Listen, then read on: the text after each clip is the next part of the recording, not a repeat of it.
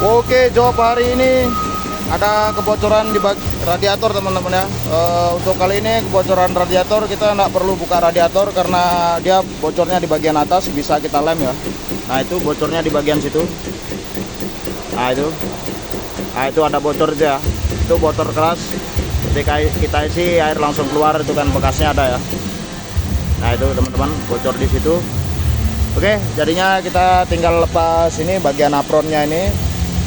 Kita lepas bagian apron dan kita majukan kondensornya sedikit dan ada celah untuk kita ngelem. Nah langsung kita lem. Oke, jadinya tidak perlu ribet-ribet kita kerjakan. Oke, langsung aja kita gas.